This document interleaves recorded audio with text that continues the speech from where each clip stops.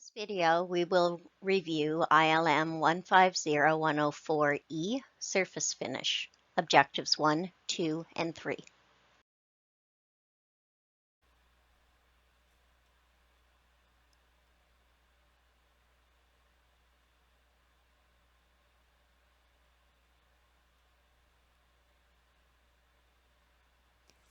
As a machinist, you are required to produce parts that, in addition to being dimensionally accurate, have a specified surface finish. You need to understand what surface finish is, what the surface finish capabilities of different processes are, and how surface finish is specified on drawings. When you have completed this module, you will be able to describe concepts related to surface finish.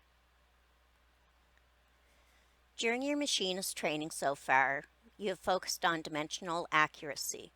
However, accuracy is only one aspect of machining to specification.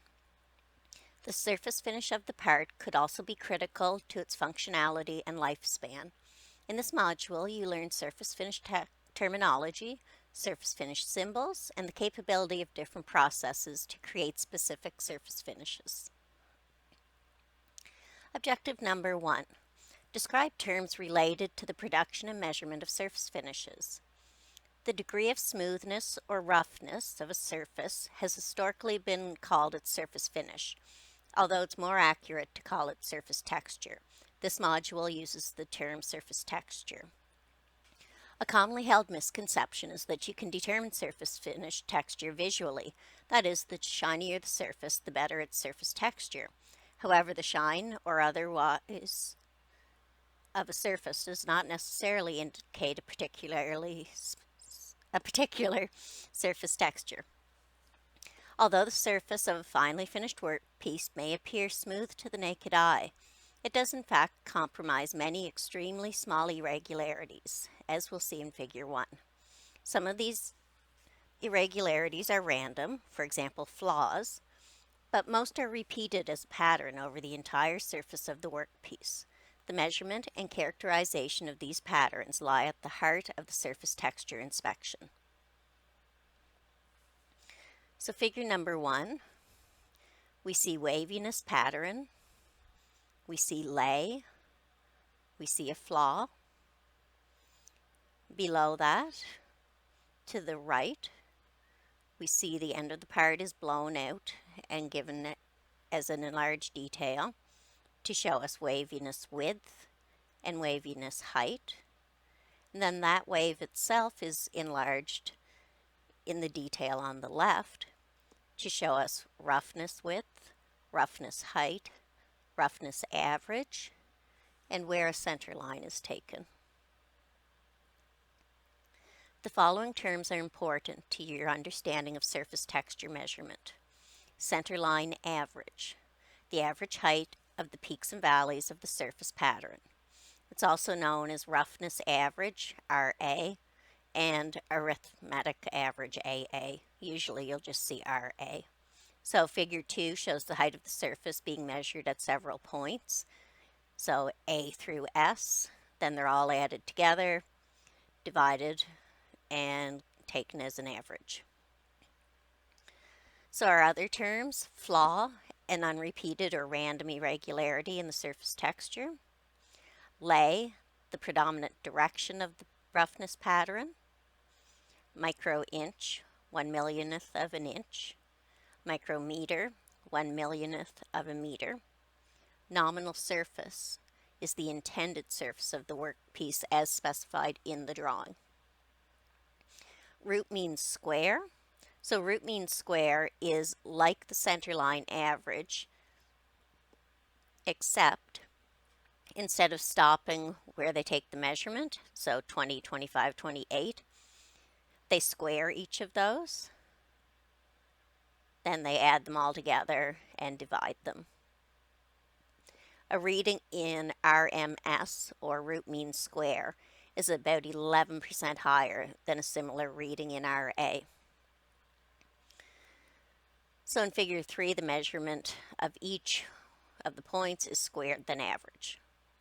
So roughness average expressed in micro-inches, micrometers, or a grade. Roughness height, the average deviation from the center line. Roughness width, the distance between corresponding points or grooves or scratches. Let's take a look at roughness width.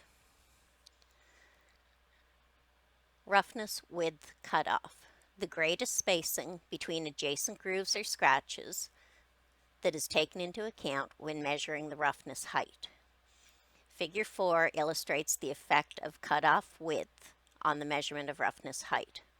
The surface profile is the same, so if you look at that jagged line in the figure on top and the figure on the bottom, they're the very same. But because a larger cutoff height is used in the bottom one, so the top one they have a cutoff height of 0.03 inches, the bottom one is 0.120 inches.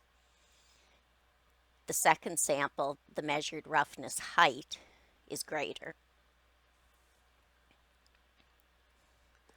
Surface roughness, the pattern of grooves or scratches the cutting action of the cutting tool or abrasive grit leaves on the surface of a workpiece.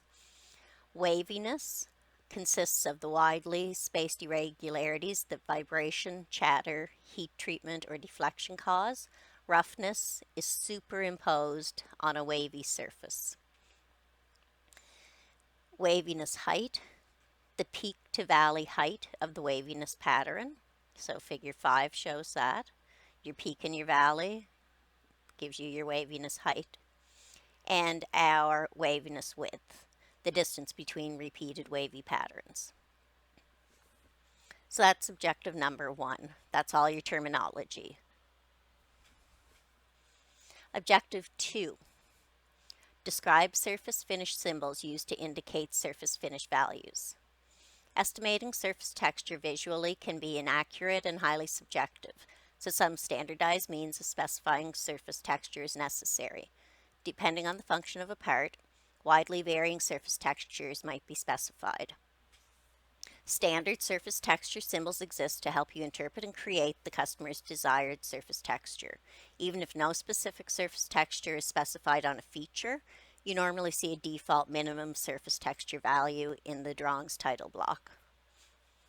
As with dimensional accuracy, the surface texture has to meet the functional or aesthetic needs of the customer, but must also be economically viable.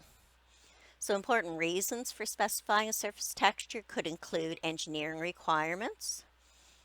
And they give an example, the surface texture of a hydraulic ram used in a hydraulic cylinder must be extremely smooth.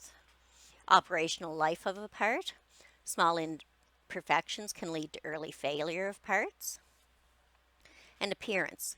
Parts made for consumer applications often require pleasing appearance, even if there's no functional need for a good surface texture. So we have 4 basic surface texture symbols. Basic surface texture symbol, our machined surface, material removal allowance, so that's that little 0.015, and material removal prohibited. So what those mean, the basic surface texture symbol means that the surface roughness must conform to some minimum surface texture value that is expressed in microinches or micrometers. For example, the symbol on the hole on the right and on the external fillet in figure 7 means that the surface texture must be 63 microinches or better. So for instance here we see some callouts, 63, 63, and we'll look at this one after because it has 2 values. The machined surface symbol, so that was this one, check mark with a line across it. The machined surface symbol means that the surface must be produced by machining. It has to be made by machining. It cannot be made by any other means, such as casting or rolling. So that means that your workpiece has to have enough material available to permit machining down to the finished size. The metal removal allowance symbol, so that little 0.015, indicates the maximum amount of material that may be machined away. The metal removal prohibited symbol means that it must be made by means other than machining. So for instance, casting, forging, cold finishing, etc. Okay, so let's take a look at that double surface texture value that was shown on the hole in figure 7. So that indicates a range of acceptable textures. So the maximum value is 125 microinches, minimum value is 63 microinches. And we're going to find out what that actually means in a minute. So lay pattern symbols. If you look here at the 63, you'll notice this little symbol underneath it. So the direction of the lay pattern, so the marks on your part, is specified by the following symbols. So our first one is parallel. Our second one is perpendicular. Third one, angular in both directions. Multidirectional. Circular. Radial. And non-directional. So those are your lay pattern symbols. And you'll see in the shop, Ken has some little finish guides with these on them. So let's take a look at our complete surface texture symbol. So sometimes people have trouble remembering this. So I'm going to show you a trick to remember how to read these in a second. So figure 9 is a complete surface texture symbol. We have waviness height, 0.001. Waviness width is 2 inches. Roughness height is 63 microinches. We have our lay symbol, which is perpendicular. Then we have a roughness width of 0.002.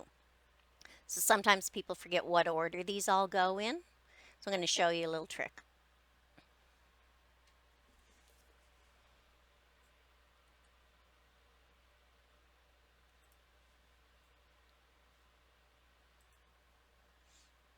Okay.